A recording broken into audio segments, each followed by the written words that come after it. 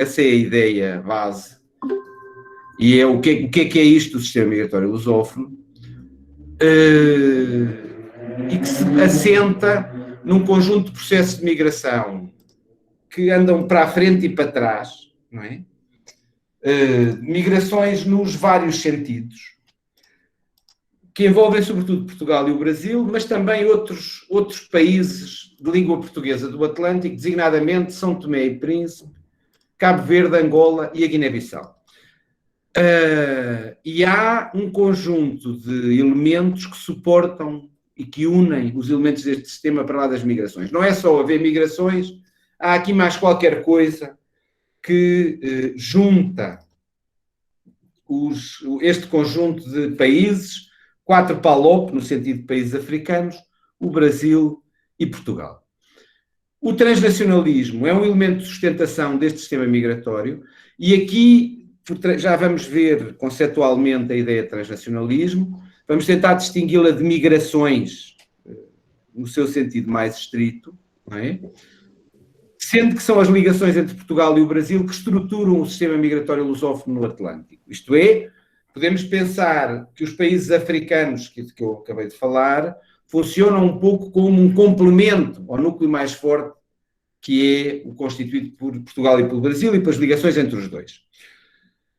A última coisa que retomarei no final é dizer que este sistema migratório, e portanto estas ligações atlânticas no domínio migratório, devia ser um elemento mais explícito dos processos de discussão política que se integram no espaço da CPLP. Eu sei que vocês são o NILA e por isso a integração da América Latina, mas, por um lado, aqui acabo por me centrar mais, até porque é aquilo em que trabalho mais, nas ligações entre Portugal e o Brasil, mas já veremos como há algumas componentes complementares que envolvem outros países da América Latina.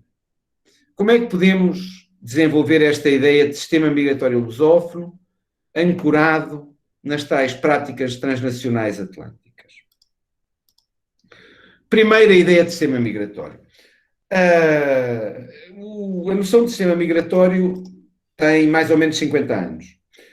E ela assenta nos trabalhos de um investigador nigeriano, o professor Akin Maboguns, que escreveu na altura um artigo que se tornou bastante conhecido, em que usa a teoria geral dos sistemas, aquela que nós conhecemos mais da biologia e da ecologia, e a aplica às migrações. E, portanto, aplica a migrações internas em África, não é a migrações internacionais, e parte do princípio que há os elementos do sistema, neste caso os migrantes, que vão ser condicionados por um processo de informação e de restrições legais relativamente às práticas sociais, etc., em relação ao seu movimento migratório entre as áreas rurais e as cidades no contexto africano, enquadrando-se tudo isto num ambiente, não é? Para fazer a analogia com a teoria geral dos sistemas, num ambiente que envolve várias componentes: o ambiente político em que se situam as migrações, o ambiente económico em que se situam as migrações, o ambiente cultural em que se situam as migrações, e havendo depois mecanismos de feedback que são dados por aqueles que já partiram e que informam os que ainda não saíram do sítio sobre que caminho devem tomar, que local da cidade, em que local da cidade se podem instalar, etc.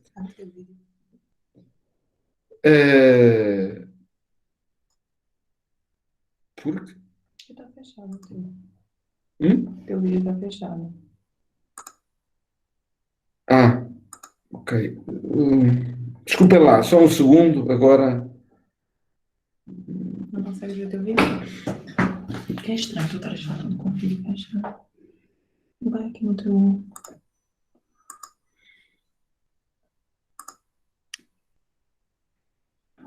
Pronto, agora partilha volta para a tua apresentação. Onde está o teu PowerPoint? Não, onde está o teu PowerPoint? Aqui na tua pastinha. Abre de novo. Tem de abrir de novo? Abre já, como está aparecendo aí. Diz que é. E agora fecha aqui, põe ali o modo de apresentação. É só para ficar com o vídeo aberto. Pronto, foi aqui um conselho técnico deste lado para eu ficar ficar à vista. Continuam a ver o vídeo, se alguém me puder... Sim?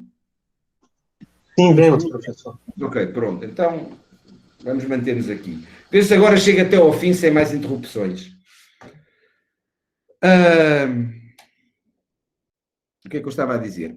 Pronto. Então, a base é a teoria geral do sistema aplicada às migrações e depois, para aquilo que nos interessa, há uma versão que eu diria mais operativa ainda e que transpõe esta visão do Mabogungé para uma análise em que, em vez dos atores serem os migrantes, passam a ser conjuntos de países. E, portanto, a ideia dos sistemas migratórios passa a ser algo que associa conjuntos de países, essencialmente conjuntos de países receptores, que recebem imigrantes mais ou menos, mais ou menos nos mesmos espaços, ao longo de bastante tempo. Esta teoria dos sistemas migratórios, que é aquela que eu vou usar mais como referência, baseia-se no facto destes países não só partilharem a mesma origem dos migrantes, mas terem também alguns outros elementos que os aproximam. Por exemplo, a proximidade geográfica, normalmente estão na mesma região, uma homogeneidade em termos económicos e políticos, os regimes são todos semelhantes, democracias parlamentares, etc., e muitas vezes têm políticas migratórias parecidas.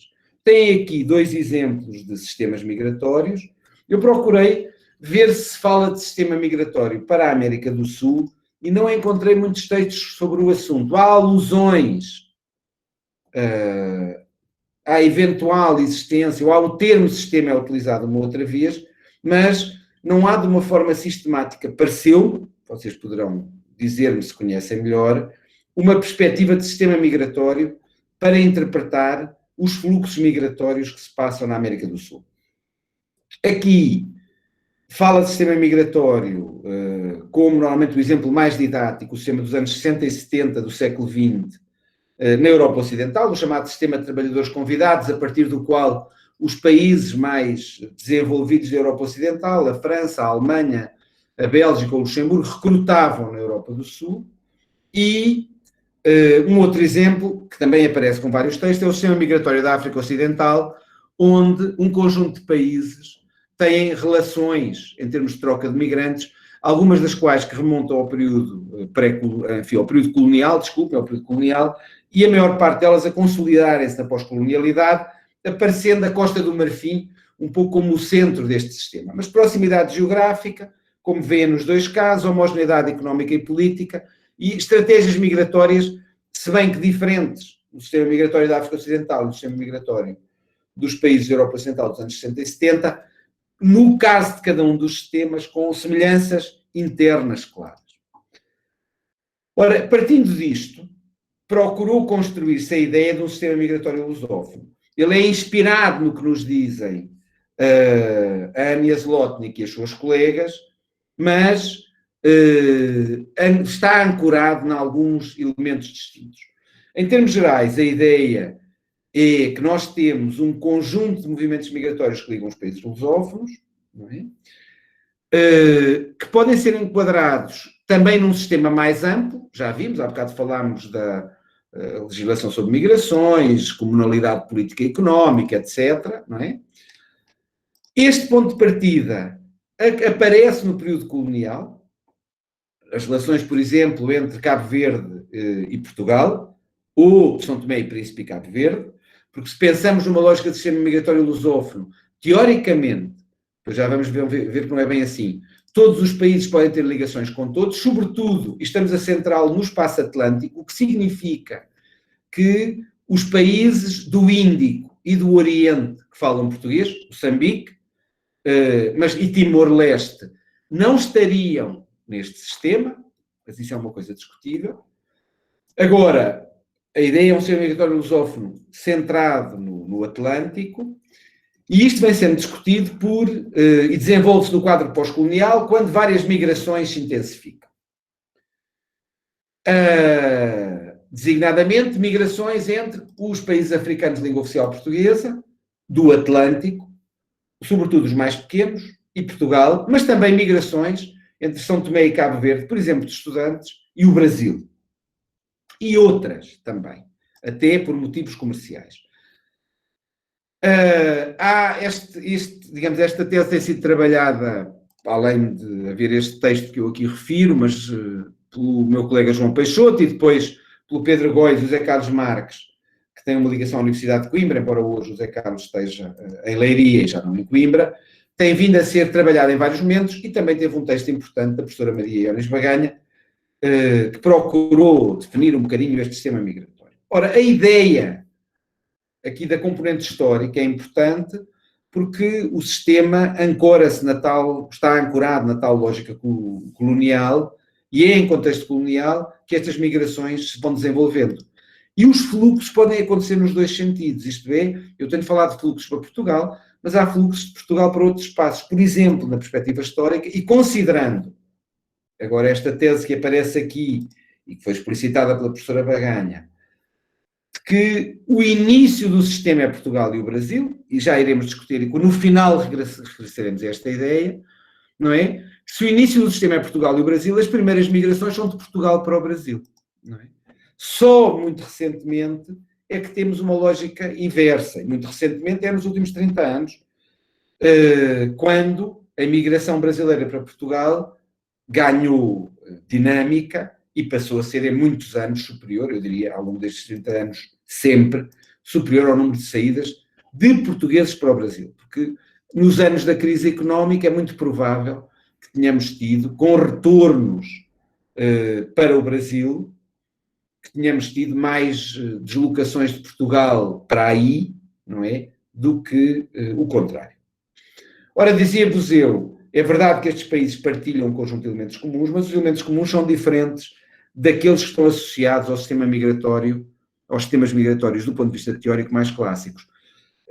O primeiro, e esse é que é muito interessante, é que nós temos aqui uma espécie de mar de fluxos, onde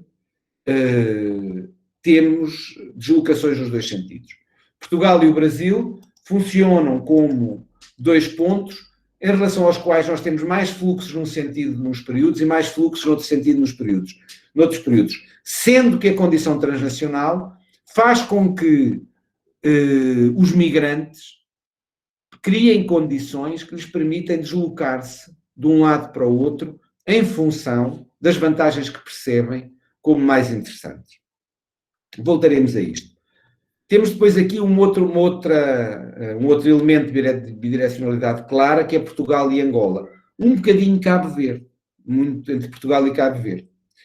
Por outro lado, ao contrário dos outros sistemas, é geograficamente descontínuo, não há fronteiras entre os países de língua oficial portuguesa, e, ao contrário de outros sistemas onde parece haver um país central, ou um conjunto de países centrais, como o sistema migratório da Europa Ocidental, aqui o que temos são países periféricos e semiperiféricos. Podemos considerar Portugal um país que é central à escala mundial, mas que é claramente periférico, ou no mínimo semiperiférico, no contexto europeu. E depois, a comunalidade, é verdade que podemos dizer que todos têm regimes democráticos, mas aqui a questão das relações pós-coloniais e das comunalidades linguísticas sobrepõem-se, digamos, o elemento cultural e linguístico sobrepõe-se ao elemento da comunalidade política. De resto, as relações políticas entre o conjunto dos países, que se configuram na CPLP, mais ou menos incipiente, não é? Na comunidade dos países de língua portuguesa, mais ou menos incipiente, acabam por ter uma fragilidade relativamente grande comparada com outras estruturas em que os próprios países estão inseridos. Por exemplo, o Brasil no contexto do Mercosul e claramente Portugal no contexto da União Europeia. De qualquer maneira, a hipótese de sistema migratório lusófono fica em cima da mesa e nós achamos que ela se tem consolidado.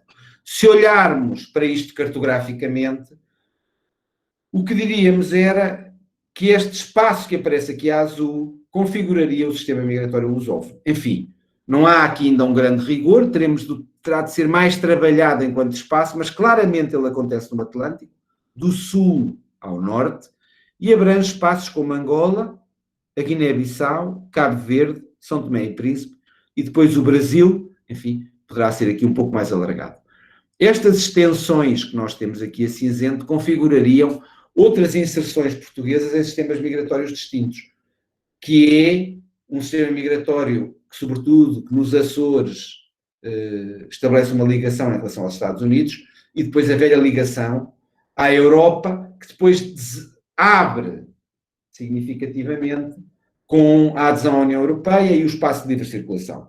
No caso do Brasil, é a questão das circulações migratórias no contexto da América do Sul. E que tem uma extensão para o Caribe, não é? O desenho não está feliz, tem uma extensão para o Caribe desde que a imigração haitiana passou a ter um peso significativo. Coisa que aconteceu no último decénio, em que em vários anos foi a principal fonte de imigrantes para o Brasil. Mas já voltaremos a estas extensões. O que importa aqui é este espaço azul que configura de alguma maneira o sistema migratório lusófono em termos geográficos, que aparece como um espaço fragmentado porque se distribui por vários pontos em 3 continentes e sem nenhuma contiguidade espacial terrestre. Ora, porquê que o transnacionalismo aqui é importante? Porque o transnacionalismo é que nos permite chegar a esta ideia de campos sociais transnacionais ou de espaços sociais transnacionais. Isto é, espaços onde nós não estamos apenas a pensar as migrações como um lugar, como algo que une origens e destinos, mas como algo que pode permitir um vai e vem, não é? E, se quisermos mais do que um vai e vem, de alguma forma, uma vida em 2 tabuleiros, em que as pessoas estão simultaneamente no espaço para onde emigraram, mas ao mesmo tempo, porque as tecnologias o permitem, não é? Porque as viagens são as mais fáceis, já lá iremos ao contexto pandémico, conseguem estar em simultâneo nos 2 tabuleiros, isto é, no seu espaço de origem, no seu espaço de destino, vendo televisão brasileira ou televisão portuguesa sistematicamente, seguindo os clubes de futebol de um país ou do outro, falando com a família que está enfim, no outro espaço diariamente, etc. E, portanto, o transnacionalismo, que vem muito deste trabalho que se começou a fazer no início dos anos 90, talvez das grandes teorias das migrações, ou se quiserem, das grandes perspectivas, mais do que teoria, das grandes perspectivas das migrações, a mais recente, aquilo que ele, de alguma forma, sistematiza é esta ideia de que os migrantes, quando saem de um sítio para o outro, não embarcam necessariamente numa lógica de ruptura em relação ao espaço de origem. E essa lógica que não é de ruptura não tem apenas a ver com o envio de remessas, tem a ver com uma série de outras coisas, como isto que aparece aqui nesta definição que eu escolhi, não é? Esta ideia de que as identidades públicas são configuradas em relação a mais do que um Estado-nação. Um dos elementos práticos é a obtenção de dupla nacionalidade. O que acontece, por exemplo, com muitos cidadãos portugueses e brasileiros que são simultaneamente portugueses e brasileiros, precisamente. E depois jogam nos 2 tabuleiros.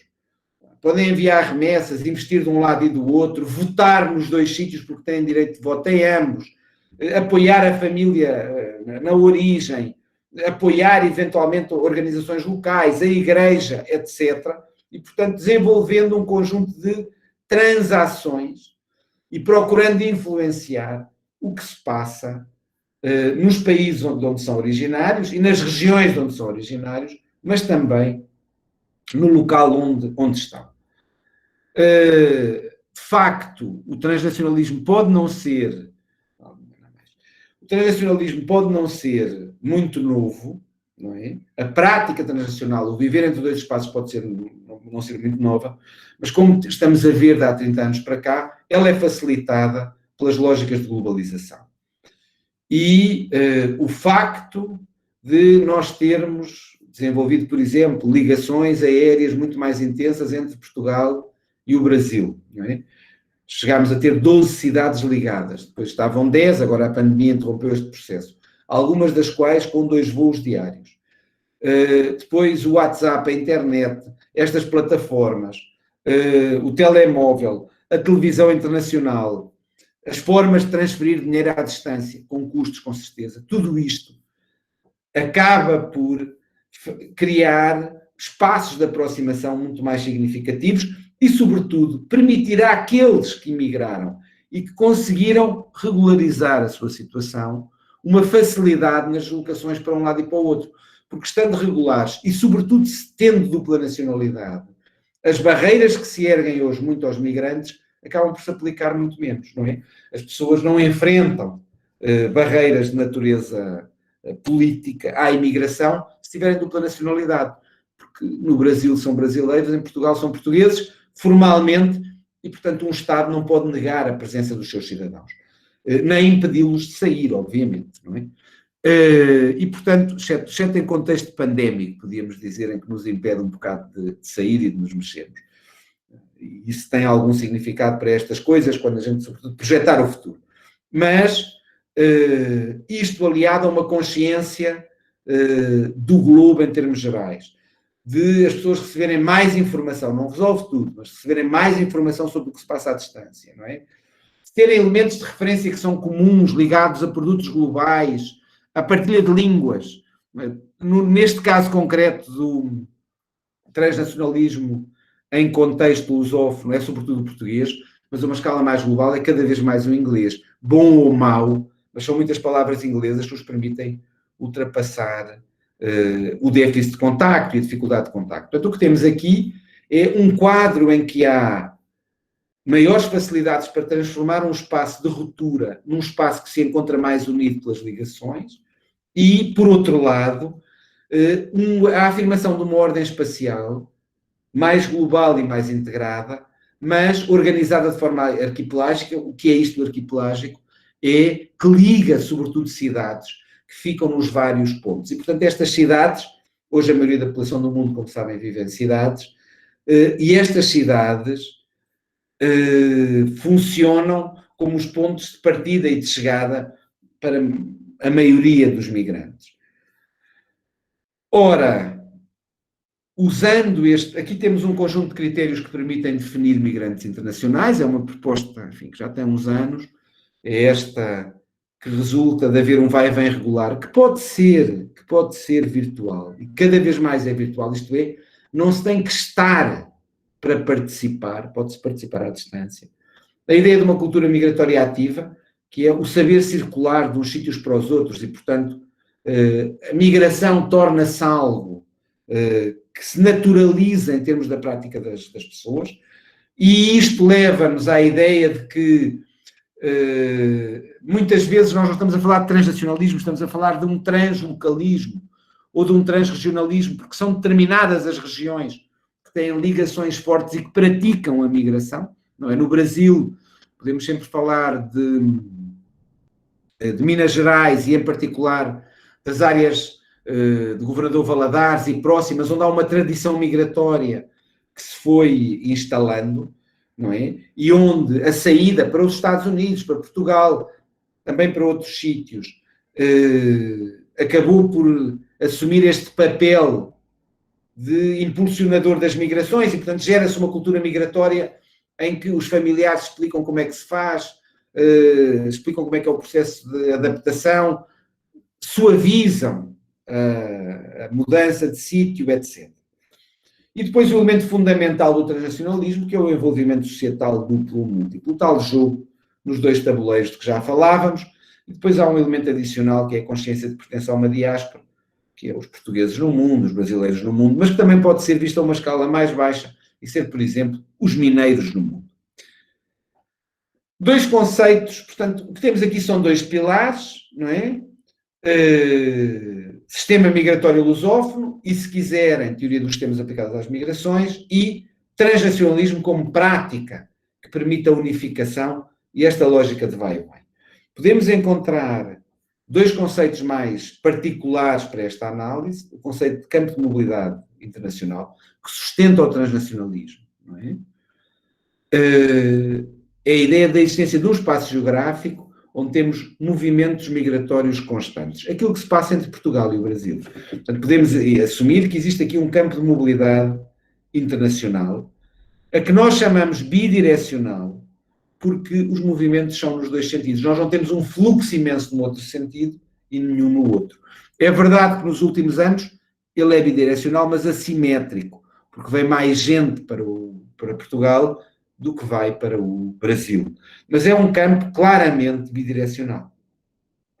Por outro lado, ligada à noção de transnacionalismo, temos esta ideia do espaço social transnacional. No fundo, ele materializa as práticas de vai e vem. E as práticas de vai e vem aqui, enquanto que o campo de mobilidade internacional se refere aos migrantes eles mesmos, não é? À sua deslocação para um lado e para o outro, o espaço social transnacional refere-se muito ao que os migrantes enviam, não é? À sua forma de participar nos dois espaços. O enviar as remessas, o enviar outros bens, o votar nos dois lados, o participar em associações ou em igrejas num lado e no outro, tudo isto, não é? Tudo isto configura um espaço social transnacional. É um espaço de práticas sociais que envolve mais do que uma nação, mais do que uma região, separados por grande distância. E uma vez mais aqui podemos assumi-lo como multidirecional ou misto, porque também há coisas a irem para um lado e para o outro.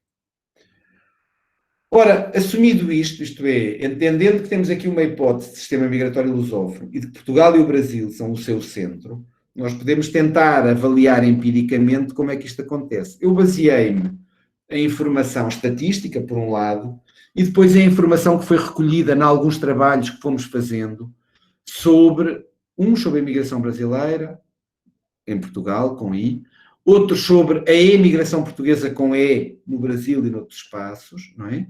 E a informação estatística de que estava a falar é, além desta de trabalhos específicos, é aquela que é publicada pelas fontes estatísticas portuguesas e brasileiras. Ora, o primeiro elemento é esta ideia da construção de um campo de mobilidade internacional longo, não é? Que se consolida atualmente em contexto de globalização e que muda em termos do predomínio dos fluxos. Uma leitura histórica que aqui está, muito curta, mas só para mostrar a importância e os milhares de pessoas que o fizeram. Vejam, aqui o que têm, não é? É a imigração portuguesa para o Brasil. Até os anos 60, ela é muitíssimo significativa, não é? Nós temos milhares de portugueses que vão para o Brasil e não há... Claro que há alguns regressos e que há famílias que vêm para Portugal, mas se nós virmos, temos aqui 140 anos de história de migrações, podemos chamar no período moderno, e de algum vai e vem entre o lado e o outro. A tendência altera-se no final dos anos 80, não é? Quando o papel emissor do Brasil vai desaparecendo. E nessa altura o que temos é uma diminuição, não é, da imigração portuguesa. Ela passa a ser muitíssimo pequena. Aqui nós estávamos a falar de milhares de pessoas. Aqui, 25 mil, a média, não é? Médias anuais, 25 mil, 23 mil, 15 mil. E aqui o que temos são 500 por ano, 500 e poucos por ano. É muito pouco. Durante a crise, a imigração não é muito grande de Portugal para o Brasil, mas ela aumenta, o que mostra que o Brasil continua a ser percebido, para isso, como um recurso que pode ser mobilizado em termos de migrações. Da mesma forma que nós não temos aqui os anos 70, infelizmente, na fonte eu não tinha essa barra, mas nos anos 70, a seguir à Revolução Portuguesa, há um pico na imigração portuguesa para o Brasil. Portanto, o que significa que, mesmo que em determinados períodos o fluxo esteja adormecido, ele pode ser sempre reativado. E é essa a ideia, não é? De um espaço social que une os dois lados e que pode ser ativado para a migração e que sustenta, ou é sustentado, pelo campo migratório. Agora, o contrário, não é? Desculpa, na mesma onda dos portugueses para o Brasil, não é o contrário. As autorizações de trabalho concedidas a estrangeiros e a portugueses. Vejam o aumento durante o período de crise. Cá está ele. Não é? E aumento também em termos percentuais. Em 93, 97 é o último momento, e eram muito poucos, mas a imigração para o Brasil era muito pouco significativa também nesta altura, depois aumentou muito, como se vê aqui, mas o fluxo mantém-se sempre, é muito baixo, mas apesar de tudo, ele tem conhecido, ou conhecia um aumento, agora conheceu uma redução, eu não tenho dados posteriores a 2012, peço-vos desculpa, conheceu alguma redução, mas a verdade é que aumentou sempre. O que, mais uma vez, sustenta empiricamente a ideia do bidirecional. Os fluxos são nos dois sentidos, porque quando nós olhamos para o contrário, agora é para os brasileiros em Portugal, portanto é o fluxo para cá, os brasileiros aparecem dentro desta linha aqui acastanhada. Reparem que a imigração brasileira, ou sul-americana, se quiserem, porque aqui estão todos os sul-americanos, mas 90%, mais de 90% são brasileiros. Se virem aqui, ela é também muito reduzida. Mas depois, isto é o estoque. Aqui não é quantos vêm por ano, é quantos estão registados em Portugal. E havia 20 e poucos mil, depois, nos anos 80, baixa ainda mais para 20 mil, depois é um aumento contínuo. E é a partir do início deste século, e sobretudo 2005, que nós temos um crescimento significativo. Nos anos de crise diminui, mas hoje temos 200 mil brasileiros, este é um dado recente de 2018, 200 mil brasileiros, ou quase, não são 200 mil brasileiros, porque uma parte são de outras áreas, mas 150 mil brasileiros em Portugal, retirando aqueles que já têm a nacionalidade portuguesa. Portanto, o fluxo é verdade que é predominantemente de chegadas ao país, a Portugal, desculpem, mas, como vimos aqui, também há movimentos no outro sentido. E se pensarmos em retornos, então ainda mais. O que configura esta ideia, não é, de um campo de mobilidade, para além das práticas transnacionais. Ora, o que é que sustenta isto? Não é? De que maneira é que este campo de mobilidade internacional bidirecional é sustentado? Por um lado, a questão das ligações aéreas. Eu já vos tinha dito isto, a questão é como é que com a pandemia elas se mantêm ou não. Isto é, havendo uma oferta de voos tão sistemática e podendo ainda utilizar-se, estes são os diretos, mas muitas vezes os mais baratos é via outros estados da Europa, outras cidades. Com esta frequência, o fazer, não é, o percorrer o Atlântico é hoje uma coisa bem mais fácil. Depois, há uma componente de conjunturas económicas e políticas. Oscila-se em função do modo como as pessoas perspectivam a vida no seu país e na sua região, e no outro país e na outra região. E é por isso que há deslocações para Portugal e ao Brasil. Foi este o motivo que levou a seguir à Revolução às pessoas que estavam mais próximas da ditadura, ou percebiam estar em 1974, em 1975, a ir para o Brasil. Foi um motivo eminentemente político. Agora, as migrações do Brasil para Portugal têm motivos eminentemente económicos, mas também têm questões a ver com a segurança. As pessoas muitas vezes vêm para Portugal dizendo que, para além da componente económica, a insegurança que sentem, a insegurança que percebem nas cidades brasileiras, é motivo para justificar a sua saída. Não é apenas económico, não é apenas o déficit de trabalho ou a falta de rendimento. A que se junta também, para várias pessoas, insatisfação com a situação política. Desagrada, as pessoas não veem muita esperança e vêm e saem. Da mesma forma, quando os portugueses emigraram mais, aqui há 7 ou 8 anos atrás, é verdade que tínhamos uma taxa de desemprego altíssima, perdas salariais terríveis e tínhamos uma lógica recessiva do ponto de vista económico, mas os portugueses o que fizeram foi também, vários deles o declararam, foi sair porque do ponto de vista político, a lógica da austeridade, não é? A política deliberadamente austeritária e muito marcada por uma orientação neoliberal, desagradava a várias pessoas e, portanto, muitas vezes não é apenas uma causa, juntam-se motivos económicos, motivos políticos e depois outros aspectos de oportunidade que já veremos. Mas a conjuntura económica e política ajuda muito a que as pessoas migrem. Aliás, se virem, isto é um dos trabalhos que nós fizemos, coordenado pelo João Peixoto, o projeto Remigre, era perguntando aos imigrantes portugueses no Brasil porque é que tinham ido para o Brasil. Vejam, a economia tem um peso muito grande. Estes foram para o Brasil neste século, não é? Neste século, durante o primeiro decénio, um pouco mais.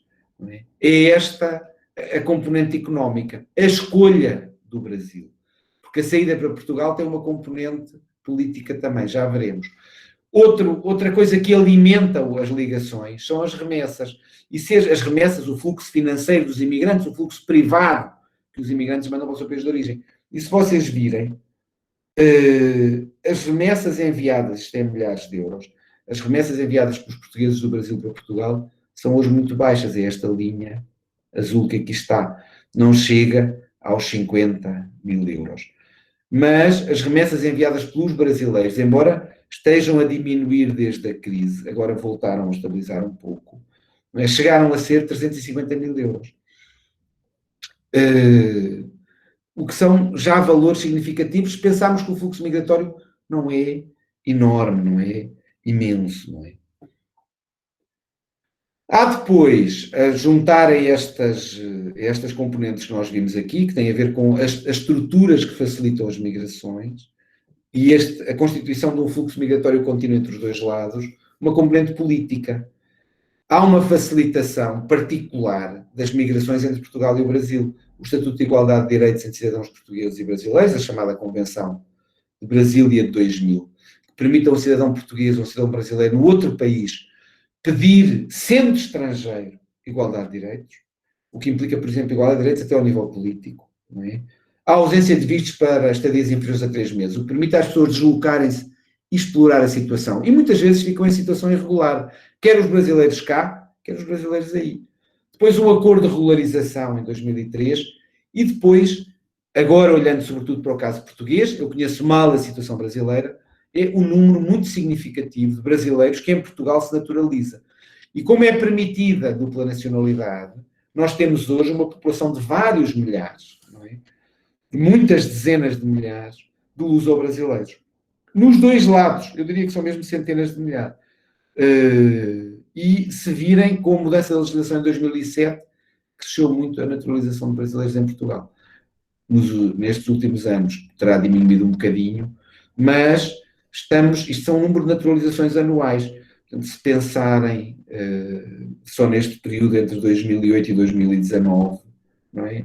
Nós temos 50, 60, 70 mil pessoas que se naturalizaram. Confesso que não os somei todos aqui, pode-se tentar o somatório, eu diria que são cerca de 60 mil, se pensarmos uma média de 6 mil, 5, 6 mil por ano, 50 a 60 mil pessoas, que são luso-brasileiras. Outros tantos estarão no Brasil e outros naturalizaram-se antes. Ora, se temos este quadro, desculpem-me voltar atrás, temos um conjunto de quadros que sustentam a mobilidade de um lado para o outro, também temos uma dimensão micro, que é a forma como os migrantes se relacionam, envolvendo pessoas dos dois lados, e o modo como eles próprios, para além das remessas, estabelecem estas ligações. Aquilo que cria o espaço social transnacional. Isto é uma coisa que decorre do quadro relacional. Nós temos tido sistematicamente, não é, nascimentos, e só estou a falar do lado português, não sei os dados do Brasil, nascimentos ocorridos em Portugal com mãe brasileira.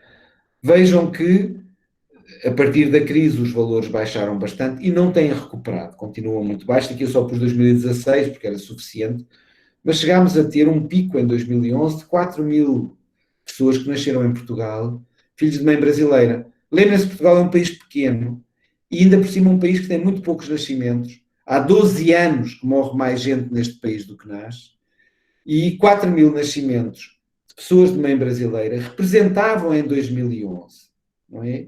Aproximadamente entre 4% e 5% do total de nascimentos. Não é coisa pouca. Com pai brasileiro é um pouco menos, mas na mesma é um número muito significativo. Em alguns casos é o pai e a mãe, mas em muitos casos um dos parceiros é português. O que quer dizer que o contributo ainda é maior do que os 4% se juntarmos pais e mães. Ora, isto significa, e muitas vezes depois temos aqui os casamentos mistos, casamentos que envolvem portugueses e brasileiros, não é? E se virem também chegamos a ter 3.500 casamentos em 2007. E sempre vários milhares de casamentos envolvendo portugueses e brasileiros. Ora, se temos isto, e havendo a ancoragem dos dois lados, e isto significa que a probabilidade do casal, ou, se as pessoas por acaso se separarem, do cônjuge com o filho, na maior parte dos casos, como sabem, as famílias monoparentais são femininas, se quiser deslocar com a criança para outro espaço, há sempre uma ligação que prevalece. E prevalece quer com a família de cada um, quer com as duas pessoas que fazem parte do casal. E isto significa, por exemplo, que vários casais, numa situação de crise, na última em Portugal, aqui há 7 anos, 8 anos, resolveram deslocar-se para o Brasil. Este slide vou saltar, e é este que vos queria mostrar, que ele estava fora de ordem, que é verdade que é o elemento económico que espoleta a migração, que leva as pessoas a saírem daqui de Portugal e a irem para o Brasil. No período da crise, 2013, 2012. Não vos vou ler estas entrevistas. Foi um outro trabalho que fizemos, este de natureza qualitativa, em que entrevistámos casais mistos que envolviam... Estes eram homens portugueses e mulheres brasileiras que tinham saído de Portugal e ido para o Brasil, todos na região de Governador Valadares. E o que acontece era, claramente, a questão tinha muito a ver com a crise económica, mas com explorar oportunidades, aproveitando o contexto familiar da mulher, não é? Aproveitando aqui a relação familiar específica. É isto que se pode mobilizar, e isto permite funcionar o campo de mobilidade transnacional e ativar o espaço social transnacional, não é? Porque depois podem-se mandar coisas, chegam contactos, etc. E tem vários exemplos, nós temos aqui, desculpem, temos aqui vários exemplos, não é? A minha família tal, eu fiquei triste, as relações que têm. Neste caso, é um homem, este é um homem português que tem uma relação complicada com a sua própria família portuguesa e fica muito mais confortável com a família da mulher. Ainda há, como sabem, práticas discriminatórias em relação aos brasileiros em Portugal e, em particular, em relação às brasileiras. A situação, eu diria que é melhor do que no passado, mas continuam a ser reportadas sistematicamente práticas migratórias em relação às mulheres brasileiras. E, portanto, muitas vezes nós temos crises familiares que se conjugam com a componente económica. Portanto, a experiência das pessoas, os seus sentimentos, o que se passa em relação à sua vida privada, conjuga-se com as oportunidades percebidas do ponto de vista económico para ajudar à migração. E a vida privada é a inserção e as relações que têm, quer com a família, a sua família, digamos assim, de sangue, quer com a família do parceiro, a família de sangue do parceiro ou da parceira. E isso ajuda a que o campo, não é, social de mobilidade funcione para um lado e para o outro, assumindo as suas características bidirecionais. Uma última nota aqui, e agora, se nestes casos nós estivermos a falar aqui de brasileiros e portugueses, aqui falamos especificamente de brasileiros.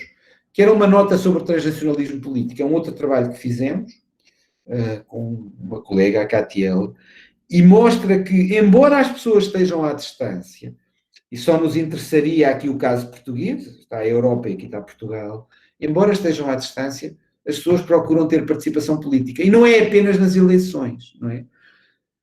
Isto é uma participação política em manifestações, na altura do impeachment da Dilma Rousseff, e o que tem aqui são os manifestantes que foram desenvolvendo atividades na rua, mobilizadas quase sempre para a internet, em várias localidades. E vejam que nas principais localidades portuguesas, Lisboa, Porto, Braga e Coimbra, houve manifestações destas. E, portanto, há uma mobilização do espaço social transnacional. São os brasileiros fora do seu país a tentarem influenciar, num contexto exterior e no espaço público exterior, o que se passa, ou relativamente a assuntos que se passam no próprio Brasil. Vejam que se escolhe ou os espaços mais ou menos importantes da cidade, como uma praça central, não é? Ou, em muitos casos, tentar levar a mensagem ao próprio governo brasileiro. As coisas que se passaram nos espaços em frente às embaixadas do Brasil. Bom, e esta projeção das relações no espaço social transnacional mantém-se para o futuro. As pessoas veem este quadro de o estar entre Portugal e o Brasil, muitas vezes no futuro. Isto eram agora os portugueses, no político falámos dos brasileiros, agora temos o exemplo dos portugueses a dizerem-nos que relações gostavam de ter com Portugal, estando fora. E as pessoas dizem ter um negócio, ter relações profissionais, dar formação, etc. Portanto, as pessoas vêm-se a ter relações com o país de origem, alimentando, nos dois sentidos, o campo social transnacional. Bom, e estamos a chegar ao fim. Depois, se quiserem, podemos conversar um bocadinho sobre isto. A questão é, nós até agora usámos apenas como exemplo as relações entre Portugal e o Brasil. E podemos assumir que sim, há aqui um campo social transnacional bidirecional e há um espaço de relações alimentado pelos migrantes, um espaço social transnacional também.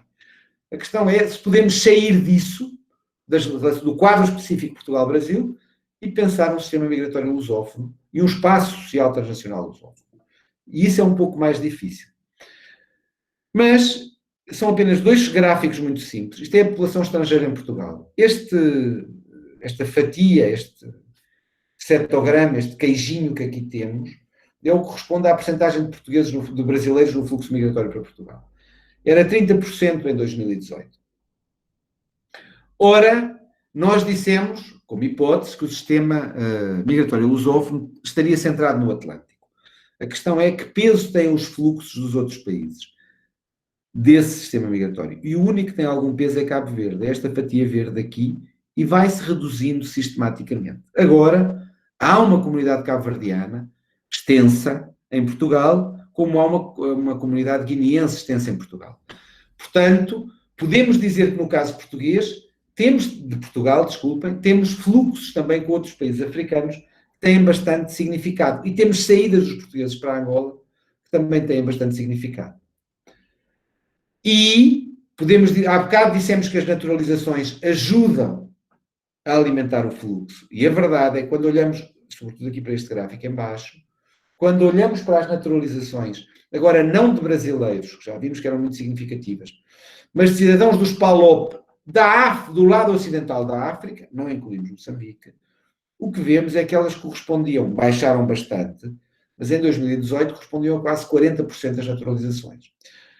Podemos dizer que são guineenses, são tomenses, cabo-verdianos e angolanos que se estão a tornar portugueses. Ora, sendo permitidos, em vários casos, a dupla nacionalidade, o que acontece aqui é que abrimos, do ponto de vista formal, a possibilidade para o vai e vem nestes espaços. Não é? Isto é, nas ligações entre Portugal e os países de língua oficial portuguesa em África. Não é? Ora, quando olhamos para o estoque no Brasil, as coisas são bastante diferentes. Este gráfico aqui está mal colocado, não era para o Japão, esta seta devia ir para Portugal, não sei porque deslocou-se. Quando olhamos para os estrangeiros no Brasil, no censo de 2010, não é? Portugal aparece como o 5º país. E é estes que são efetivamente estrangeiros, há os outros que já têm origem portuguesa, mas nacionalidade brasileira. Mas nenhum dos outros países de língua oficial portuguesa aparece no top 10. O que quer dizer que, se quisermos ver um sistema com várias ligações, o Brasil tem ligações fortes com Portugal, mas não tem ligações do mesmo nível com os países africanos. Embora tenha algumas, se nós tivéssemos aqui dados sistematizados para Angola, por exemplo. E quando olhamos para a imigração mais recente, então nem sequer Portugal aqui aparece. O que temos é, sobretudo, imigração sul-americana e do Haiti para o Brasil. O que quer dizer que o Brasil aparece inserido numa outra lógica migratória que é do seu próprio continente. Portanto, não é só o sistema migratório lusófono. Ora, interpretando novamente, lembram-se que tínhamos aqui esta mancha azul, que era o sistema migratório lusófono. Interpretando novamente a ideia de sistema migratório lusófono, o que nós podemos dizer é que há, no caso do Brasil, uma relação particular com a América do Sul. E que depois podíamos pôr aqui também com o Haiti. O que significa que é fora do sistema migratório lusófono que as ligações migratórias do Brasil são mais intensas. Em termos de entradas e um pouco em termos de saídas, que não estão aqui consideradas, se pensarmos na imigração americana para os Estados Unidos, imigração brasileira para os Estados Unidos. Da mesma forma, é no espaço europeu que as migrações de portugueses são hoje mais significativas. O que quer dizer que, assim como o Brasil alarga o seu campo de interação migratória pelo continente americano, a norte com as suas saídas e a sul com entradas e saídas, mas bastante com entradas, Portugal alarga a sua lógica migratória, sobretudo inserindo a componente europeia, que tem a ver com muitas comunidades portuguesas antigas em vários países europeus, mas também com as possibilidades de livre circulação no contexto europeu. Ora, estas inserções nestes espaços, que têm uma componente política também, podem funcionar como restrição à construção de processos de regulação, portanto, termos uma legislação migratória mais facilitadora da circulação no âmbito do sistema migratório lusófono. Porquê? Porque, como se sabe, ao nível da União Europeia há uma série de exigências do ponto de vista das migrações, sendo Portugal uma fronteira externa, Portugal não pode, só por si, por causa do compromisso europeu, permitir livre circulação dos imigrantes dos PALOP. Pode-se trabalhar mais isto, mas uma livre circulação é complicada por causa dos compromissos que tem com a Europa. Da mesma forma que o Brasil, mesmo podendo admitir-se que pertence a um sistema migratório lusófono, ele é muito ligado a Portugal. Não é tanto uma migração significativa que vem da África lusófona, de Cabo Verde ou de Angola. Há alguns fluxos, sim, por exemplo, de estudantes, mas também outros, mas eles não são fluxos muito significativos. Têm algum significado para os países africanos, mas não têm tanto significado para o Brasil. E depois o que há é um conjunto de relações e compromissos que envolvem fluxos migratórios na América do Sul, não é? Os fluxos migratórios com o Paraguai, agora a questão venezuelana, os fluxos migratórios com a Bolívia, e que são regulados no espaço de relações transnacionais que corresponde, por exemplo, ao Mercosul. E, portanto, estas inserções em sistemas geopolíticos específicos continentais, quer de Portugal, quer do Brasil, fazem com que a ideia de um sistema migratório lusófono tenha mais dificuldade de afirmação política. Não é só pela sua descontinuidade, é porque há outras lógicas de relação migratória que têm um peso muito grande, quer para o Brasil, quer para Portugal. E chegamos ao final. Obrigado por me terem ouvido com paciência, e quero-vos deixar aqui meia dúzia de ideias. A primeira é que parece claro, quando nós utilizamos o exemplo do centro do sistema migratório lusófono, que são as relações entre Portugal e o Brasil, parece clara a existência de um campo de mobilidade internacional bidirecional. Desculpem tanto cacofonia internacional bidirecional, mas há claramente fluxos para um e outro lado, que os contextos que nós já vimos, político, económico, facilitam, e que toda esta história de consolidação do Brasil enquanto Estado-nação moderno, e nos últimos anos, e nessa fase da migração brasileira para Portugal, e nos últimos anos, nos últimos 30, uma inversão do fluxo, que também se liga ao facto de Portugal pertencer à União Europeia e ter alguma trajetória de modernização, e que se constitui esta lógica que é ancorada em elementos estruturais, já vimos aqui, todo o conjunto de instrumentos de natureza política, igualdade de direitos, as naturalizações, etc., e depois a facilitação dos contactos, transportes, comunicações, e além disto, não é?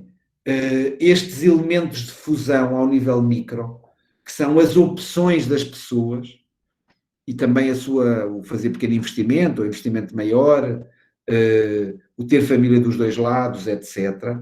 Tudo isso alimenta estas migrações. E é evidente que depois isto está ligado a um espaço social transnacional, porque os fluxos, para além das pessoas, os fluxos são de tipo diverso, a começar pelos mais fáceis, que são as remessas financeiras, mas depois temos todos os outros. Vimos aqui formas de transnacionalismo político, por exemplo.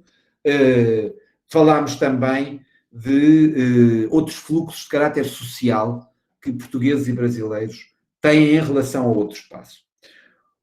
Ora, mesmo admitindo que este espaço social transnacional está imbricado ou corresponde ao núcleo do sistema migratório lusófono, este sistema migratório lusófono, e a última ideia, ainda parece apresentar-se pouco consolidado. Isto é, para lá do núcleo, não é, das relações Portugal-Brasil, e que aqui sim conseguimos encontrar quer o campo de mobilidade internacional bidirecional, quer o espaço social transnacional, nas outras relações elas são relativamente frágeis, exceto, como eu digo, entre a África Ocidental e Portugal.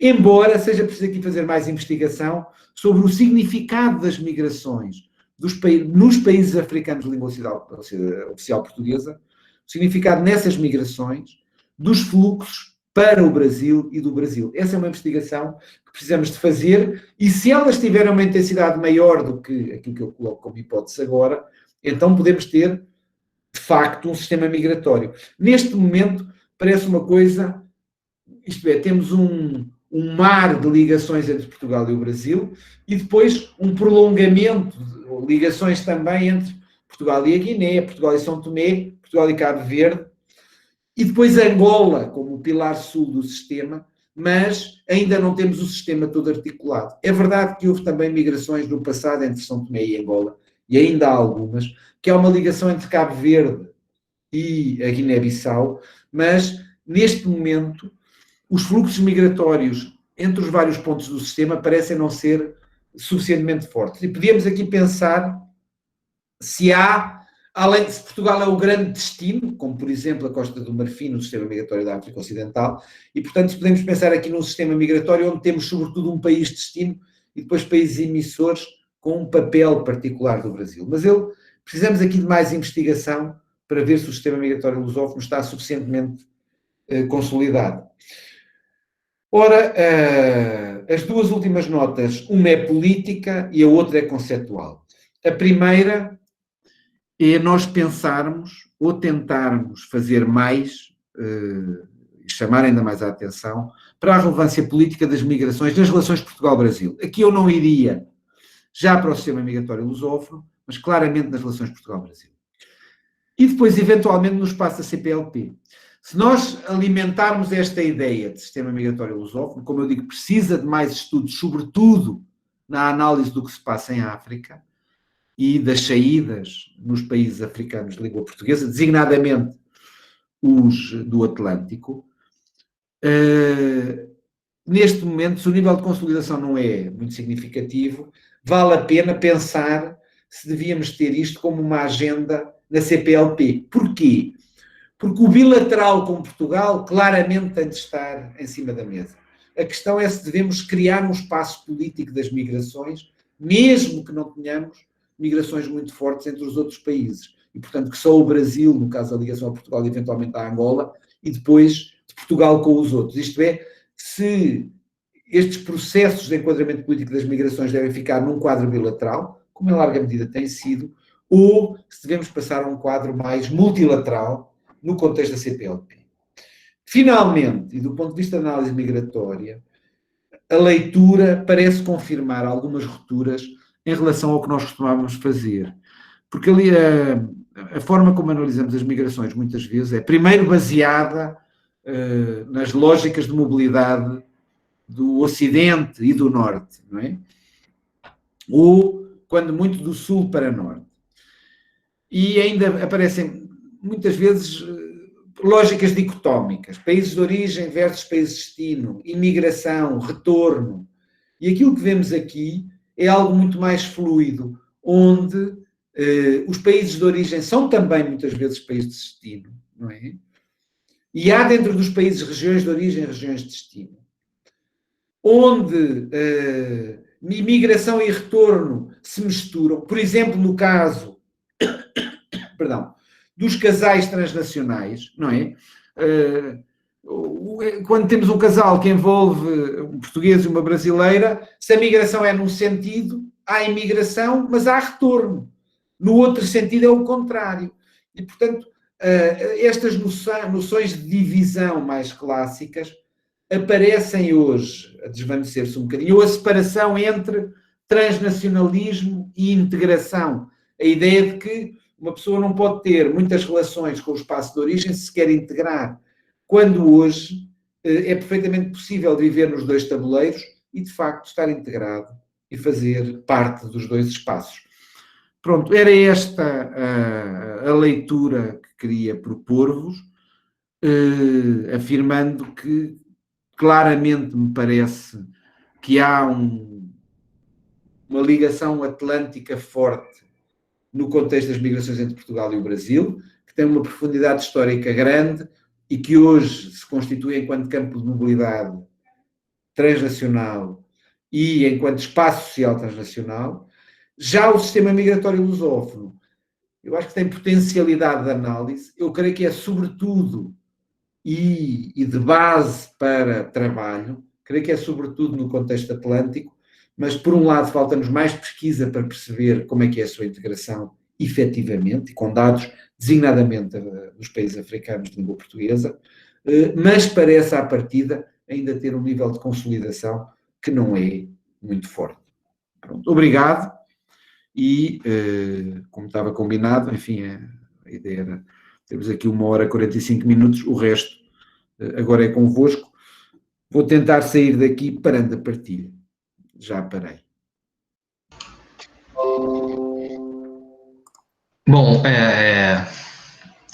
queria agradecer ao professor Jorge, uma exposição bastante profícua aqui para a gente fazer algumas reflexões. Então, a gente vai abrir aqui para as perguntas, nós já temos algumas aqui no chat, Jorge. Mas, inicialmente, eu gostaria de fazer uma pergunta, pensando aqui na nossa, digamos, nas nossas agendas de pesquisa aqui na Universidade Federal da Integração Latino-Americana, se a gente pode pensar numa possibilidade de ampliação dessa análise, pensando num sistema migratório ibérico, tendo em vista também, né, da mesma forma que tu apresenta essas relações dos países de língua portuguesa, tendo a centralidade Brasil-Portugal, se tu vê uma possibilidade de a gente ampliar isso a nível ibérico, pensar nessa ampliação da análise para um sistema migratório ibérico. E se a gente teria um espaço transnacional bidirecional nesse espaço, pensando nessa possibilidade de análise de um sistema ibérico, de um sistema migratório ibérico. Bom, essa seria a minha pergunta para o Jorge, então eu vou aqui no chat refazer as perguntas, vocês podem colocar aqui no chat. Nós temos uma pergunta do professor Gilson. Jorge, a saída do Reino Unido da União Europeia afetou de alguma forma o fluxo migratório dos países de língua portuguesa para Portugal? Você tem algum estudo sobre o caso? E a pergunta do professor Duval Fernandes, não seria melhor pensar países de origem, destino e trânsito dentro de um sistema múltiplo? Ok. Acho que poderíamos fazer essas rodadas de 3, né, e a gente fica no aguardo de outras perguntas. Ok. Queria agradecer ao Pedro, ao Duval, que cumprimento daqui, e ao professor Gilson também, as perguntas, e vou juntar a do Pedro e a do Duval. Eu acho que do ponto de vista, em termos de ferramenta analítica, para a análise das migrações contemporâneas, esta ideia de sistema migratório, ancorada em lógicas transnacionais, parece-me que tem um grande potencial. Falta ainda refinar, contra mim falta ainda refinar os contornos que nos permitem definir com mais rigor o que é que está dentro e o que é que está fora do sistema, mesmo considerando países. Sobretudo, se nós nos deslocarmos do quadro dos sistemas migratórios mais clássicos, como definidos pela Ana Zlotnik e colegas, que é aquele conjunto de países que estão na mesma região, que praticam um conjunto de políticas semelhantes e onde os fluxos migratórios são mais ou menos estáveis ao longo de bastante tempo. E passamos para uma coisa mais fluida, mais complexa, onde os elementos de ligação são outros. E neste sentido, o Duval chama a atenção para uma coisa importante, que é a questão do trânsito, não é? A questão do trânsito. Pode haver aqui considerar a variável trânsito como mais um elemento no contexto do sistema. O problema está, e agora ligando o desafio está, não é o problema, agora ligando ao que disse o Pedro, é o que é que integra o sistema? É o quadro das relações sustentadas por migrações entre um conjunto de países, depois podemos falar de regiões, entre um conjunto de países que têm características semelhantes, e aquelas características que definimos como semelhantes foram um passado histórico comum que depois potenciou ligações culturais, ligações linguísticas, ligações familiares. E provavelmente, ou atualmente, desculpa, não é provavelmente, e atualmente, algumas ligações de natureza económica. E, portanto, aí o sistema, os potenciais integrantes do sistema são os países de língua portuguesa. Sobretudo estes que têm a ver com o Atlântico, porque as ligações deste sistema com Moçambique ou como Timor, como disse, são relativamente frágeis. E circunscreve-se o sistema a este conjunto. O problema está, primeiro, como é que medimos a integração dentro do próprio conjunto. E, em segundo lugar, se devemos anexar ou não extensões desse sistema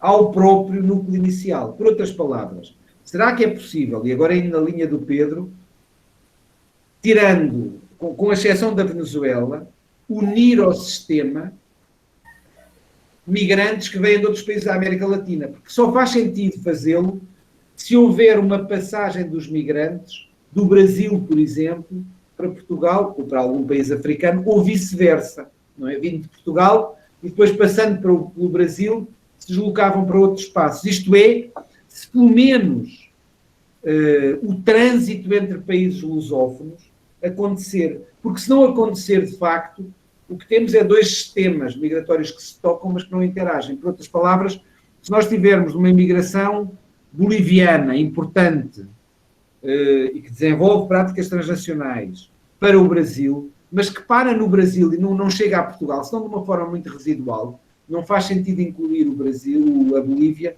como extensão do sistema. Da mesma forma que se tivermos uma ligação migratória importante, uma vez mais, com a criação de espaço social transnacional entre Portugal e determinados países da Europa, mas isso não envolver brasileiros ou outros cidadãos dos PALOP, não vale a pena incluir isso como uma extensão do sistema migratório lusófono. Agora, é verdade que, pensando sobretudo no contexto da Venezuela e no contexto de alguns países europeus, para os quais migrantes, quer africanos dos PALOP, quer do Brasil vão, há aqui esta hipótese de extensão, não é? Para a Europa e para a Venezuela. Para os outros países da América Latina eu vejo como mais difícil, porque me parece que, mesmo em relação ao trânsito, ele não tem muito significado. Como eu digo, a exceção é a Venezuela, no caso da América Latina, e os países da Europa em relação a Portugal. Portanto, eu acho, e agora sistematizando, eu acho que a questão do trânsito, sim, não é? A questão do trânsito, sim, e é a questão do trânsito que nos pode permitir alargar o sistema migratório lusófono para algumas extensões. Temos é de definir bem como é que medimos a intensidade da ligação, para a partir daí, da ligação, quer da mobilidade, especificamente migrações, quer da componente transnacional, que são os outros fatores de mobilidade, mas que não envolvem as próprias pessoas, para perceber se o sistema pode ou não ser alargado mais alguns espaços. Mas a ideia do trânsito é muito interessante e a questão do alargamento a outros espaços também me parece relevante. Obrigado, Jorge. Quando eu penso nessa ampliação desse espaço de análise, seria efetivamente em pensar esse alargamento, incluindo os países da América Latina e a Península Ibérica como um todo, concluindo Portugal com a Espanha. A gente pensar nesse sentido, né, no alargamento da análise, nesse sentido, né, desse sistema ibérico, considerando a América Latina como um todo e a Península Ibérica, justamente em função dessas características que tu coloca, né, de essa aproximação cultural, dessa aproximação histórica, também com o crescimento de uma migração por exemplo, de paraguaios para a Espanha, de paraguaias para a Espanha, até de argentinos também. Então, era nessa linha que eu pensava o alargamento. Por acaso, eu não tinha pensado exatamente assim. Pode ser, uma vez mais, aqui o desafio é como é que ligamos os PALOP, nesse caso, ao sistema, não é? Porque não há, com a eventual exceção de alguma imigração cabo-verdiana no passado, não há uma migração dos PALOP com significado para a Espanha. Mas se calhar o que precisamos de fazer, depois já respondo ao professor Gilson e à Marina, obrigado pela pergunta. Eu acho que temos ainda pouco trabalho de circunscrição do que é que podia ser o sistema migratório lusófono. E eu acho que temos de trabalhar esse mais e pensar, porventura logo a seguir, até em termos de projeto, por exemplo, se pode saltar de um sistema migratório lusófono para um sistema migratório ibero-americano, como tu estás a sugerir. E se sim, onde é que param as ligações, não é?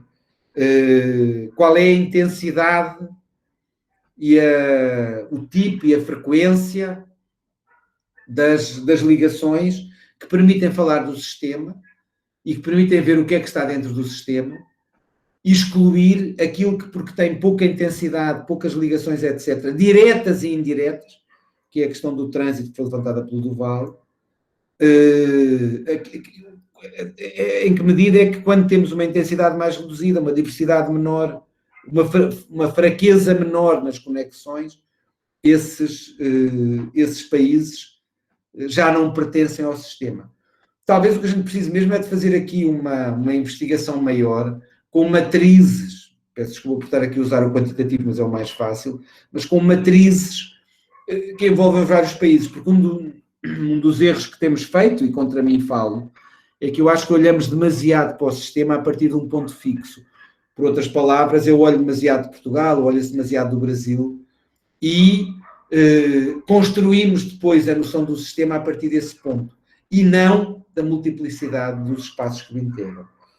Mas eu acho que podia ser uma hipótese interessante ver aí um lado ibero-americano, mas uma vez mais tentando perceber a partir de que intensidade, diversificação, etc., dos vários fluxos, nós estamos a falar de integração ou de não integração para circunscrever um pouco o sistema. Senão, ele é tão aberto que depois perde sentido. O professor Gilson é uma coisa muito específica sobre a qual eu diria que não sabemos nada. Porque o Reino Unido saiu da União Europeia há um ano, mais ou menos. A questão é muito recente e em cima apareceu uma pandemia. Portanto, nós não temos... Esperemos que a normalidade possa retomar alguns dos aspectos de 2019 e não haja uma normalidade tão restrita do ponto de vista da mobilidade. Porque talvez o principal direito que tem sido retirado às pessoas é o direito à mobilidade, desde que temos a pandemia, internacional e interna, não é? Como há um ano e tal que estamos nesta situação de restrição à mobilidade, que obviamente tem um impacto nos fluxos migratórios, eu creio que nós, por um lado, não medimos isso e, por outras circunstâncias, tornam a medida difícil. Sobretudo porque nesta componente de Portugal funcionar como espaço de trânsito, não é? Ser o Reino Unido ter saído e por causa de, sobretudo, Londres, ser um grande magneto das migrações atualmente e do Reino Unido ser uma das migrações atualmente, Portugal, ao deixar de ser passagem para o Reino Unido, porque o Reino Unido ser da União Europeia, se tornar menos interessante. Não é? Aqui como espaço de trânsito. Nós não temos nenhum trabalho sobre isso e creio que em circunstâncias pandémicas a gente não conseguia diferenciar qual é que é o efeito da pandemia em relação a isto, do efeito efetivo da saída do Reino Unido da União Europeia. Acho que temos de esperar para poder fazer essa análise. As poucas coisas que sabemos é que as migrações a partir de Portugal para o Reino Unido são aparentemente, são burocraticamente mais complexas. De facto, não se sabe bem, mas burocraticamente são mais complexas e, portanto, nesse sentido, pode ser menos interessante vir via Portugal. Mas não temos nenhum estudo sobre o assunto e eu diria que teríamos de esperar por algum desaparecimento do contexto pandémico para fazer uma análise mais objetiva. Sobre a pergunta da Marina, não é? Sobre o enfraquecimento do sistema migratório lusófono.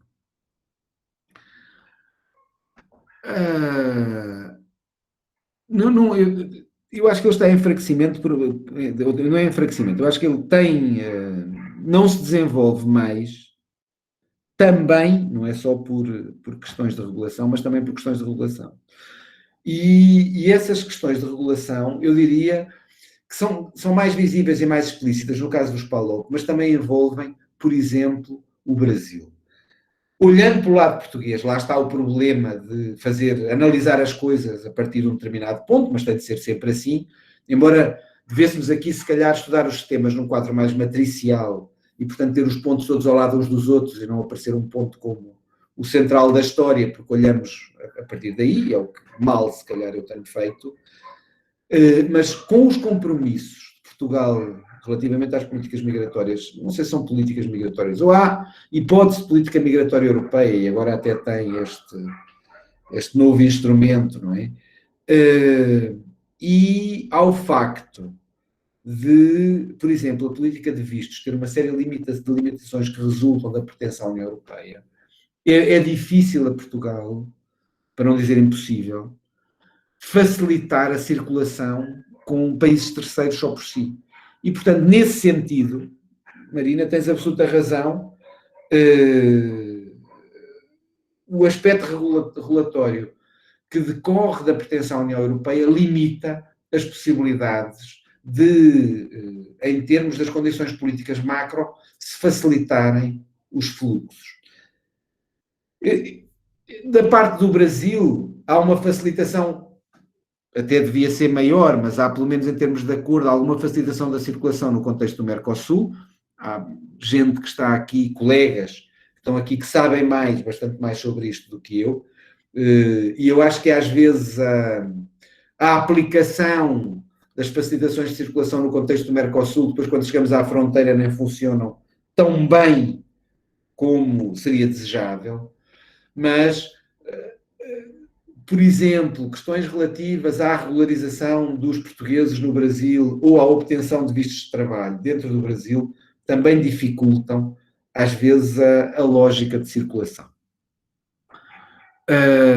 Mas eu creio que não é só com os PALOP, também tem a ver com o Brasil. Depois, especificamente em relação aos PALOP, eu acho que nós estamos menos avançados do que, embora tenhamos acordos de imigração antigos com diversos países, não muito operativos, mas temos com São Tomé, com a Guiné, com Cabo Verde, não são muito operativos, mas temos alguns acordos de imigração e, portanto, supostamente o fluxo podia acontecer. Eu acho que ele se reduziu também porque, por um lado, em termos relativos, aumentou em relação aos outros, e depois porque alguns países terão diminuído a sua carga migratória em relação a Portugal, porque eu acho que é exemplo Cabo Verde.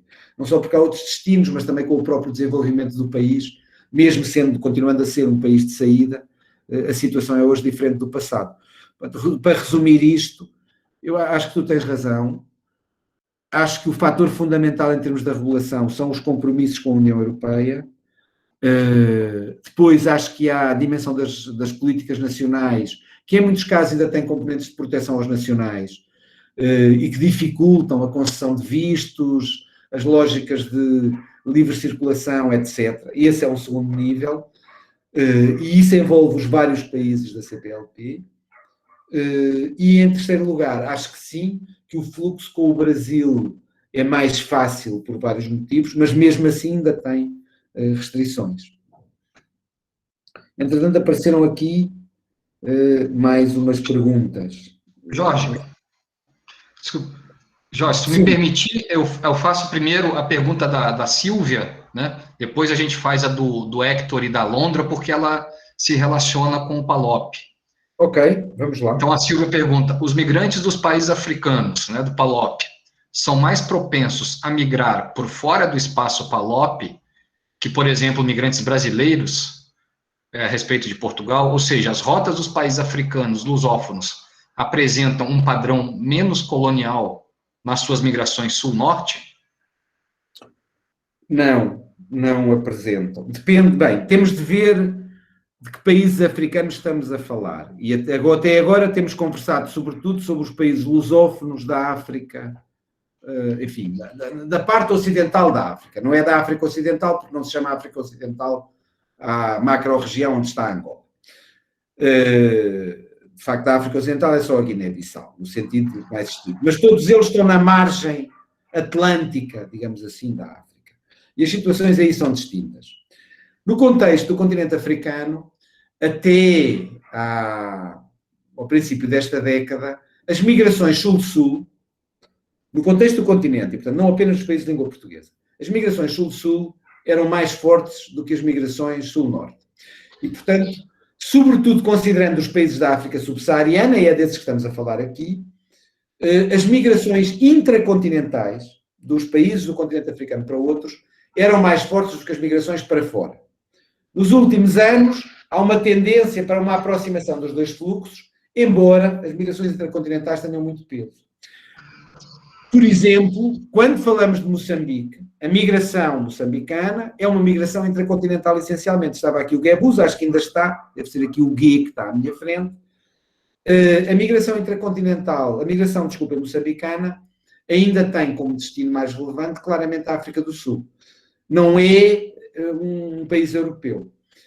No Angola, por causa de todo, enfim, só muito recentemente ter estabilizado, não é um país, embora seja uma potência na sua região, na sua sub-região em termos africanos, nunca se conseguiu afirmar como um espaço de atração muito forte, embora haja imigração para as cidades angolanas, quer de fora, chineses, europeus, portugueses, quer de africanos da República Democrática do Congo, de outros sítios, inclusive é do próprio Mali. Mas, em relação aos angolanos, por exemplo, não é? O padrão da imigração que há, quando há imigração, ainda, para usar as palavras da Sílvia, é bastante colonial, porque é claramente dominado por Portugal e quando é por motivos de estudo, não é colonial porque não é o país colonizador, mas é para outras ex-potências coloniais. Agora, pensando nos três países onde a imigração em termos relativos tem mais peso, Cabo Verde, Guiné-Bissau e, sobretudo, enfim, São Tomé, Cabo Verde e Guiné-Bissau. Nesses casos, a lógica contemporânea é muito dominada por a migração para norte. E, portanto, para o espaço português, e quando é em África, é muito espaço para a LOP. Portanto, ao contrário, por exemplo, Moçambique e África do Sul, São Tomé tem uma relação particular com Angola, e em termos de migrações, depois tem migrações muito importantes para Portugal. Estamos a falar de um país que tem 250 mil pessoas. Não chega a ser a população de Lisboa, pensando numa cidade que é muito mais pequena do que as grandes cidades brasileiras. Portanto, São Tomé ainda é dominado por alguma migração para Angola, por causa das relações que tem, e sobretudo por migrações para Portugal, e depois daqui para outros países da Europa. Portanto, é claramente o quadro PALOP. Cabo Verde e a Guiné-Bissau também têm uma presença muito significativa em Portugal, embora depois, e é uma vez mais migrações sul-norte, é verdade que não é apenas o contexto de PALOP, é um contexto que também envolve outros espaços, mas eu não consigo dizer que é mais do que o Brasil, porque como se sabe, a migração brasileira nos Estados Unidos é muito maior do que a migração para Portugal, e a migração brasileira para o Japão também é maior do que para Portugal. Portanto, eu não consigo dizer, quando penso que a migração cabo-verdiana para além de Portugal tem destinos, é uma diáspora muito dispersa e tem destinos muito importantes, e há mais cabo-verdianos nos Estados Unidos do que em Portugal, como há mais brasileiros nos Estados Unidos do que em Portugal. Portanto, eu diria que o padrão cabo-verdiano, embora tenha Portugal como o principal destino na Europa, é marcado por uma grande dispersão e também tem os Estados Unidos. Logo, não é muito por migração para sul, mas não é só no espaço colonial lusófono. A Guiné-Bissau é um pouco o mesmo. Não tem a dispersão da migração cabo-verdiana. Portugal é um grande destino, portanto, também, uma vez mais, tem uma componente colonial, mas depois, não é, segue outros corredores migratórios que a levam, por exemplo, para a França. Há a migração guineense, com algum significado nas cidades francesas, juntando-se a uma outra lógica colonial que é do vizinho, não é? Do vizinho, porque os países à volta da Guiné-Bissau são países da antiga África Ocidental Francesa, e, portanto, quase todos países do mundo francófono. Portanto, eu diria que, em suma, há diferenças. Moçambique é de todos o que segue menos este padrão colonial, mas nós nem tínhamos encontrado, Moçambique nem tínhamos centrado aqui no espaço, no sistema migratório lusófono. Dos outros países há uma importância grande das migrações para Portugal. Eu não consigo dizer que ela é maior do que para o Brasil, sendo que no caso de Cabo Verde é muito dispersa e até tem destinos mais importantes como os Estados Unidos. No caso da Guiné-Bissau e de São Tomé, são, digamos, países onde a cultura migratória está menos desenvolvida, mas a presença em Portugal tem mais peso, mas acontece que vamos encontrar são tomenses noutros países da Europa, imigração direta dos guineenses para outro espaço, só que aí seguem, digamos assim, uma via migratória paralela, que é a que tem a ver com a França, enquanto antiga potência colonial.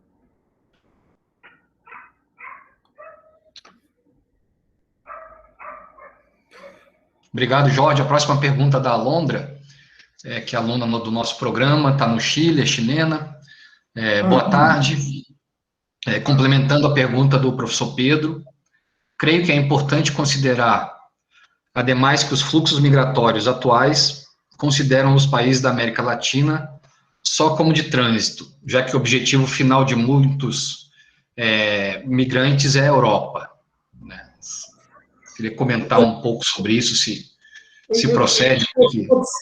São duas coisas.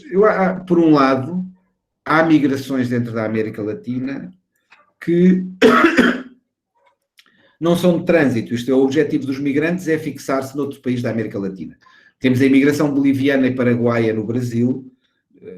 A ideia não era atravessar o Brasil para ir para outro espaço, eu creio que era fixar-se no Brasil. Da mesma forma que quando encontramos a migração peruana no Chile, em larga medida é fixar-se no próprio Chile, não é? Alguns migrantes quererão passar para a Europa, mas eu acho que vários procuram encontrar na América Latina o seu destino, mesmo quem vem de fora.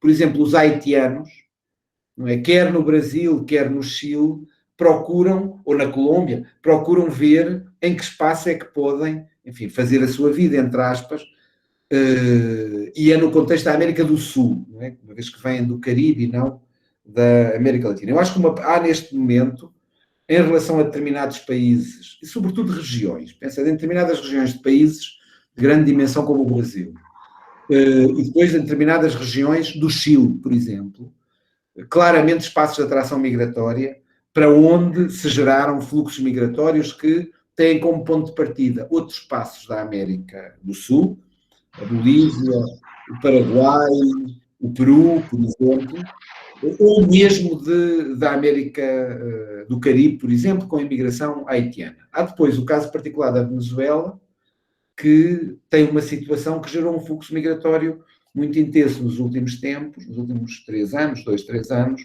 via da crise económica e política na Venezuela e da instabilidade porque o país tem passado e, portanto, tem levado muita gente a sair para a Colômbia, para o Brasil, etc. Mas isso é um caso particular.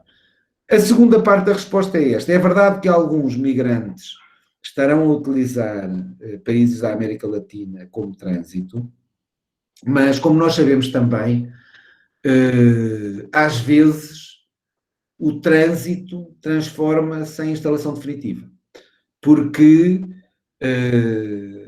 é difícil apanhar o transporte para outro país, ainda para mais atravessar o Atlântico, arranjar um avião, arranja-se, mas é conseguir pagar por ele e depois ter os documentos que permitem chegar à Europa sem o risco de ser reenviado para trás. Isto mesmo antes da pandemia.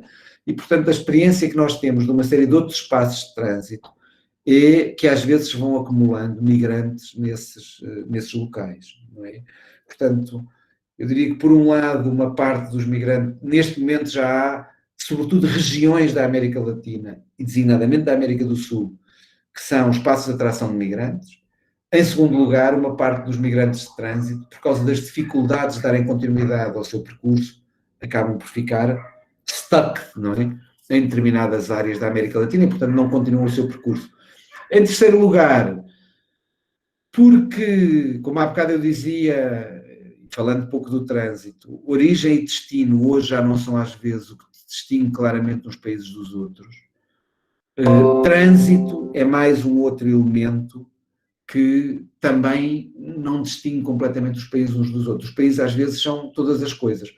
Pegando agora no exemplo de Moçambique, Moçambique é simultaneamente país de trânsito para a África do Sul, país de destino para migrantes de áreas vizinhas e país de origem para migrantes, eles próprios moçambicanos, irem para a África do Sul. O Brasil tem regiões que são, e agora são várias, no início era muito o Sudeste, mas hoje já há várias cidades que são destino dos migrantes no Brasil, e tem áreas que são claramente atrativas em termos de migrações, tem outras áreas de onde sai, e então um país de escala continental como o Brasil, tem outras áreas de onde saem migrantes, e depois ainda terá alguns atravessamentos migratórios, por exemplo, de haitianos, que atravessam o Brasil e vão, por exemplo, para o Chile, creio eu, se não estou aqui a cometer nenhum erro. E agora a questão dos venezuelanos. É interessante, né? Porque a pergunta do Hector, porque esses dias eu e o Jorge até conversamos um pouco sobre isso. Então, o Hector pergunta: como percebe o fluxo de imigrantes venezuelanos em Portugal? Como migração ou retorno populacional? Tomando em conta que a maioria são descendentes de portugueses, estão migrando até 3 gerações juntas por causa de crises. Interessante que a gente comentou um pouco sobre isso, né, Jorge? São as duas coisas. Embora eu diria que a maioria não são propriamente pessoas a regressar, mas são as duas coisas. São migrantes e também têm componentes de retorno. Alguns fazem parte daqueles que emigraram para a Venezuela nos anos 60 ou nos anos 70 e regressam, e depois outros são ou descendentes desses, ou familiares, ou pessoas com os quais têm uma relação próxima. Portanto, isto mistura-se bastante. E as formas como imigram para Portugal também se misturam bastante. Um pequeno número pede asilo. Portanto, fazem pedidos de asilo e procuram obter o estatuto de refugiado. É um número pequenino, mas em termos relativos aumentam muito. Não eram praticamente nenhuns e agora já são umas dezenas, ou cento e tal. Agora não tenho bem presente o número, mas aumentam muito. Outros vêm como portugueses. E esses, ou porque têm a nacionalidade portuguesa através dos pais, ou porque eram portugueses e, portanto, continuam com a nacionalidade portuguesa, esses nós podemos considerar que é, de certa maneira, retorno, mesmo que os descendentes não seja propriamente um retorno. Nasceu na Venezuela e agora vêm. Muitas vezes vêm com eles ou vêm próximos outras pessoas que apenas têm nacionalidade venezuelana e, portanto, acabam por ter de pedir os vistos e depois as autorizações de residência em Portugal. Portanto, mistura-se tudo. A única coisa que aqui os unifica é que em quase todos há uma ligação à antiga imigração portuguesa. Em quase todos há ligação à imigração portuguesa. Não são venezuelanos que não tenham nada a ver com Portugal. Ao contrário, por exemplo, da imigração brasileira para Portugal, em que uma parte substancial, a maioria dos migrantes, não é um efeito de contracorrente ou de pós-contracorrente, isto é, pessoas que ainda tinham alguma ligação com os portugueses que imigraram para o Brasil. São uma minoria esses casos. No caso da Venezuela é o contrário, são a maioria dos casos. Portanto, a maioria das pessoas que está a vir da Venezuela tem alguma ligação com a imigração portuguesa, ou são familiares, ou são descendentes, ou são os próprios que emigraram e estão a regressar. É este o quadro em que as coisas se situam. A cobrança de visto de trânsito entre os países da CPLP e os PALOP. É por uma questão geopolítica. Eu diria que há 2 entraves. Não consigo interpretar os outros países. Há 2 entraves. Um entrave é a União Europeia, claramente, e, portanto, Portugal não pode, pelo facto de ter de respeitar os seus compromissos com a União Europeia, não pode permitir a livre circulação. Há uma lista da União Europeia que define a questão dos vistos e Portugal tem de respeitar isso, e, portanto, há aqui a questão específica de Portugal e dos seus compromissos com a União Europeia. Depois, para além disso, eu também acho que em relação aos próprios países, sobretudo àqueles que podem pensar, por duas vias. Acho que os países, por um lado, aqueles que acham que podem ser destinos migratórios, têm sempre receio que possa entrar muita gente e, portanto, querem controlar vistos. Aqui não é bem o visto de trânsito, mas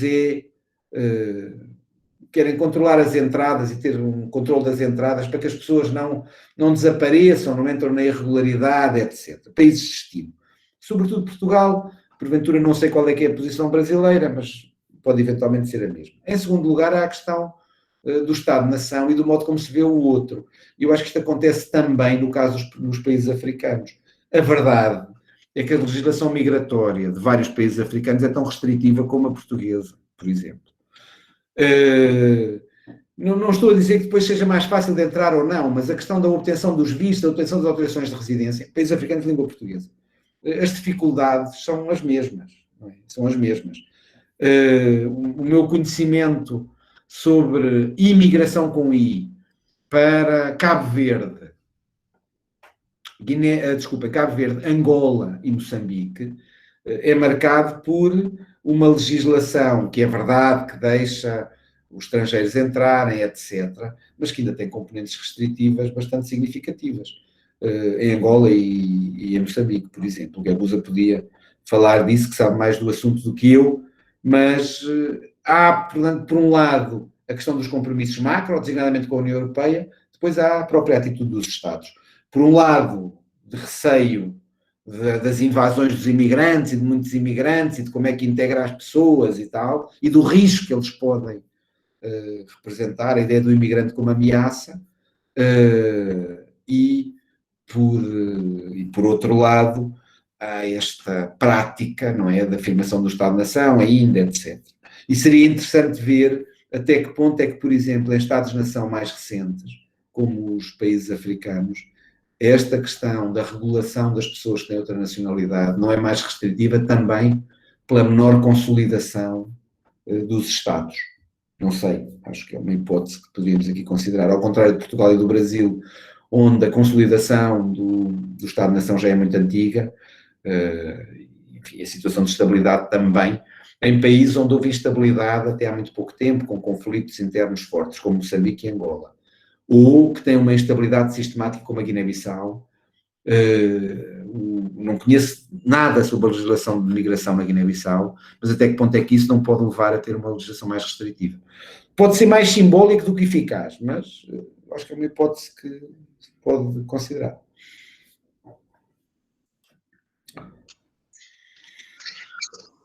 Bom, obrigado, Jorge, pelas respostas. Não temos mais pergunta aqui no chat, também já estamos chegando a quase 2 horas de atividade, já tivemos bastante perguntas bastante importantes, bastante interessantes, né? Dão um panorama bastante bacana assim, para a gente, então também pela hora aí, a gente não pode esquecer que o Jorge está lá em Portugal, 3 horas de diferença, quase 8 horas da noite. Então, eu gostaria muito de agradecer novamente ao Jorge por ter aceito participar, né, aceito ser o palestrante aí da nossa aula magna. Então, foi um prazer muito grande receber aqui o Jorge. Espero que a gente possa continuar a nossa parceria, né? Então, seja bem-vindo sempre, Jorge, aqui à nossa instituição. Oxalá a gente possa se encontrar pessoalmente, o Jorge vir para cá, para Foz do Iguaçu, para a UNILA, para dar uma outra aula aí para a gente. Então, mais uma vez, obrigado, Jorge. Eu passo a palavra para finalizar rapidinho o professor Gilson, que é o coordenador do nosso programa. Então, brigadão, Jorge. Obrigado a todos pela presença. Obrigado a vocês pela oportunidade, obrigado pelas perguntas e também foi uma alegria rever várias pessoas aqui. Uns não vi, mas ouvi e vi nas perguntas, portanto, muito obrigado. Obrigado, professor Jorge, pela participação hoje, né? Eu pedi desculpa no final, pelo início conturbado, nós tivemos aí um ataque de hackers, né? Foi um começo difícil, mas deu tudo certo no final das contas. Nós tivemos um público hoje, durante a sua exposição de 47 pessoas, foi uma muito boa a amplitude do debate, né? Parabéns pelo conhecimento, e como o Pedro disse, quando a pandemia passar, quem sabe a gente marca um encontro presencial em Foz do Iguaçu para ampliar nossa discussão, nossos debates. Mais uma vez, obrigado.